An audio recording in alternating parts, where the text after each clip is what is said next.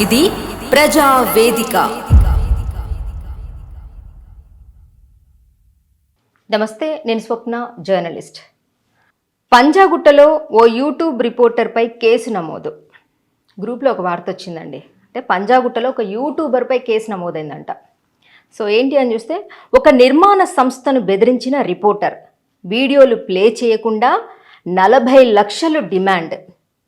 40 లక్షలు పైసలా అవి, లేకపోతే పెంకాసులా? రిపోర్టర్లే ఇంతింత బెదిరిస్తూ సంపాదిస్తున్నారంటే చాలా గ్రేట్ అసలు. కేసు నమోదు చేసిన పంజాగుట్ట పోలీసులు. పైసలంటే చిల్లర పెంకులు అయిపోయాయి అని చెప్పేసి వార్త వచ్చిందనమాట. ఒకసారి ఈ వార్త పెట్టారు. సో దాని కింద ఒక అడ్వకేట్ కామెంట్ పెట్టారు. నాకెందుకో కొంచెం చాలా అద్భుతంగా అనిపించింది. ఈరోజు ప్రజెంట్ సినారియోలో మన చుట్టుపక్కల ఏమైతే జరుగుతుందో వాటికి రిలేటెడ్గా ఉంది అని చెప్పేసి ఇది కూడా చదవాలనుకుంటున్నాను. అడ్వకేట్ అనేది సార్ పేరేంటో నాకు తెలీదు. సో మీడియా అంటేనే మర్యాద లేనటువంటి పరిస్థితుల్లోకి దిగజారిపోయింది మీడియా. నిజమే కదా, మర్యాద ఎక్కడుంటుంది? మర్యాదగా ప్రవర్తించాల్సినటువంటి వాళ్ళు మర్యాదగా ప్రవర్తిస్తున్నారా? అక్షరం ముక్క రాదు, తెలుగు రాయడం రాదు, ఓ డిగ్రీ ఉండదు, ఏకంగా రిపోర్టర్లు, ఛానళ్ళు, పత్రికలు, గొట్టాలు, సీఈఓలు అంటూ ఆగమాగం. గ్రేట్ కదా, నిజంగా అలాగే ఉన్నారు. ఎక్కడ చూడు రిపోర్టర్లని కాదు, నేను ఎవ్రీ టైం నేను చెప్తూనే ఉన్నాను. ఎందుకో నాకు ఈ జరిగిన సిచ్యువేషన్ నా మనసులో నుంచి అసలు పోవట్లేదు. అది ఏదో ఒక రోజు తెర మీదకి తీసుకొస్తాను, అంటే ప్రీవియస్లో ఏం జరిగింది అని చెప్పేసి. కొంతమంది చాలా హట్ అయ్యి గ్రూప్లో నుంచి కూడా ఎగ్జిట్ అయిపోయారు. అది ఎవరు ఏంటి అనేది స్క్రీన్ షాట్తో సహా నేను చూపిస్తాను. తెలుగులో తప్పులు లేకుండా వార్తలు రాయడం రాదు. ఫోన్ ముందు పెట్టి తెలుగులో చదువుతుంటే అది టైప్ చేస్తుంటుంది, అంతే, అదే వార్త. అందులో తప్పులు కూడా సరిచేయలేని తీరు, పైగా సీనియర్లం అని ఓ బిల్డప్ కొందరికి.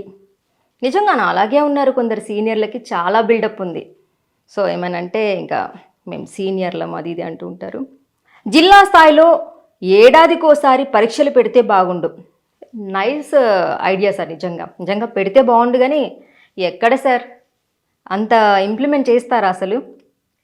ఎందుకంటే ఎలక్షన్స్ అనగానే ఇప్పుడు మన దాంట్లో కూడా ఎలక్షన్స్ జరుగుతూ ఉంటాయి కదా, జర్నలిస్టుల వాళ్ళకి కూడా ఎలక్షన్స్ ఒక నాయకుల్లాగా నిలబడుతూ ఉంటారు కదా. మరి వాళ్ళకు ఓట్లు వేయాలంటే జనాల్ని బయట నుంచి తీసుకురావాలి కదా. అప్పుడు 10th అయితే ఏంటి, ఇంటర్ అయితే ఏంటి, డిగ్రీ అయితే ఏంటి, ఎవరైనా పర్వాలేదు, పర్సన్స్ని తీసుకొచ్చామా, ఎలక్షన్స్లో మనం వాళ్ళతో పాటు ఓట్లు వేయించుకున్నామా అనేది చూస్తున్నారు తప్ప కొంతమంది. విలువలతో కూడినటువంటి జర్నలిజం ఈరోజు ఎక్కడుంది సార్? కానీ కరెక్ట్గా రాశారు.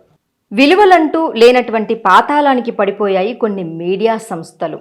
వాస్తవం, అటు శాటిలైట్ నుంచి మొదలు పెడితే చిన్న ఛానల్స్ వరకు కూడా విలువలతో పాటించే వాళ్ళు కొంతమంది మాత్రమే ఉన్నారు. మిగతా వాళ్ళందరూ ఇంకా నేను ఆ మాటలు మాట్లాడదు భరితెగించి ఉన్నారు. రిపోర్టర్కు క్వాలిఫికేషన్ అవసరం లేదా? జర్నలిజం డిగ్రీ దేవుడెరుగు. నిజమే, జర్నలిజం డిగ్రీ చేయకపోయినా జర్నలిస్ట్ అని చెప్పేసి మాట్లాడేటువంటి మహారాణులు, మహారాజులు చాలామంది ఉన్నారు. మినిమం ఓ డిగ్రీ ఉండదు అంటే అతిశయోక్తి కాదు. సో ఇక్కడ నిజంగా సార్, ఇక్కడ డిగ్రీ ఉండదు అనడంలో అతిశయోక్తి కాదు అని రాశారు. కానీ ఒక్కటి చెప్తున్నాను సార్, వాస్తవానికి ఎప్పటి నుంచో ఎన్నో సంవత్సరాల నుంచి ఉన్నటువంటి కొంతమంది సీనియర్స్ 10వ తరగతి ఉన్నా కానీ అద్భుతం, అమోఘం ఆ వార్త రాస్తే సమాజంలో ఎక్కడైనా అన్యాయం జరిగిందంటే మార్పు రావడం అనేది ఖాయం. అలా ప్రభుత్వాల్ని కానీ నాయకుల్ని కానీ ఎండగడుతూ వార్తలు రాసినటువంటి వాళ్ళు 10వ తరగతి అయినా కూడా చాలా అద్భుతంగా రాసినటువంటి విలువలతో కూడినటువంటి రిపోర్టర్లు ఉన్నారు.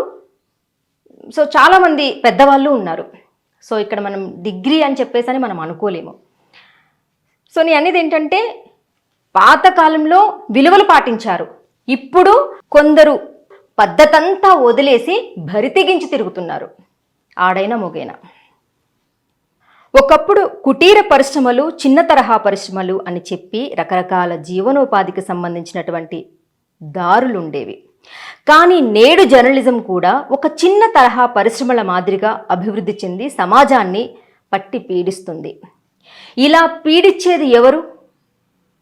కొందరు శాటిలైట్ ఛానల్ వాళ్ళ, కొందరు ఇలా జర్నలిజం అనే ముసుగులోనే, కొందరు సీనియర్ జర్నలిస్ట్ని అని చెప్పేసి ఒక ముసుగు కప్పుకొని కొంతమందిని మూకుమ్మడిగా అందులో జాయిన్ చేసుకొని ఓట్లు వేయించుకొని రాజకీయం చేస్తున్నటువంటి జర్నలిస్టులదా? తప్పు ఎవరిది?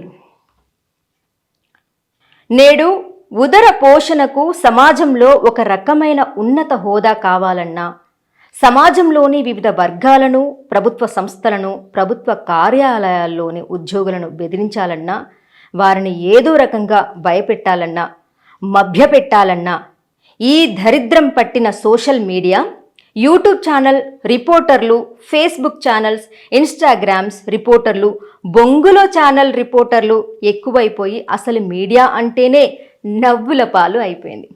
ఇప్పుడు అవ్వడమేంటి సార్, ఎప్పుడో అయిపోయింది.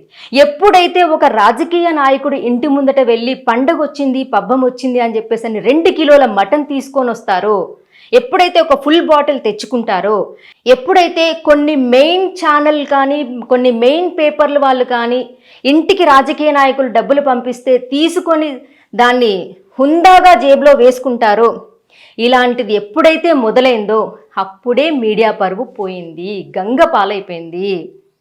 సో గంగా నదిని కూడా అపవిత్రం చేస్తున్నట్లుగా ఇలాంటి వాళ్ళు అంతా అపవిత్రం చేస్తున్నారు సార్. నిజంగా జర్నలిస్టులకు ఎక్కడ వాల్యూ ఉంది? పండగలు వస్తే, పబ్బాలు వస్తే మెయిన్గా కొందరు మెయిన్ స్ట్రీమ్ ఛానల్లో పనిచేసేటువంటి పెద్ద పెద్ద వాళ్ళు కొందరు ఎవరైతే ఉంటారో వాళ్ళ ఇంటికి 2 kgs మటన్ వెళ్ళిపోతుంది, ఒక మందు బాటిల్ వెళ్ళిపోతుంది, 50,000 గిఫ్ట్ ప్యాకెట్లో పెట్టి పంపించేస్తూ ఉంటారు. సో ఏదో రకంగా వాళ్ళకి చెందాల్సిన అమౌంట్ వాళ్ళకి చెందుతూనే ఉంది. సో అలా చెందినప్పుడు వాళ్ళకి ఏమీ అవసరం లేదు. ఎవరైతే నార్మల్గా ఉన్నటువంటి జర్నలిస్టులు ఎవరైతే ఉన్నారో వాళ్ళ కోసం వీళ్ళు కష్టపడాల్సిన అవసరం లేదు. వాళ్ళకి వచ్చేటువంటి ఆదాయం వాళ్ళకి వస్తూనే ఉంది.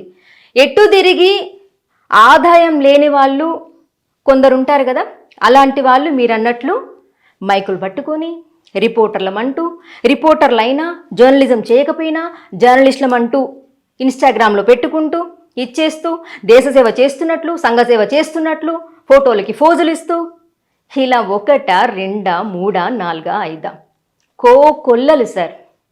కానీ ఒక మంచి మెసేజ్ ఫార్వర్డ్ చేశారు కానీ అయిపోయింది సార్. పెద్ద స్థాయిలోనే జర్నలిజంలో ఇలాంటి మోసాలు, తప్పుడు వార్తలు కొందరు రాస్తున్నంత కాలం, రాజకీయ నాయకుల దగ్గర వంగి సలాం చేస్తున్నంత కాలం సో ఇలాంటి వార్తలు మనం చూడాల్సి వస్తుంది. ఇలాంటి పుట్టలుగా, కుప్పలుగా, తెప్పలుగా రిపోర్టర్లమంటూ, జర్నలిస్టులమంటూ వస్తూనే ఉంటారు సార్. విలువలతో కూడినటువంటి జర్నలిస్ట్ని చూడాలన్నా, విలువలతో కూడిన రిపోర్టర్ని చూడాలన్నా ఎక్కడో కొందరు మాత్రమే ఉంటారు. బట్ రిమైనింగ్ అందరూ మీరు అన్నట్లు వాళ్ళ ఉదర పోషణ కోసం అని చెప్పేసి అని, వాళ్ళ పొట్ట కూటి కోసమని ఏదో ఒకటి చేస్తూనే ఉంటారనమాట.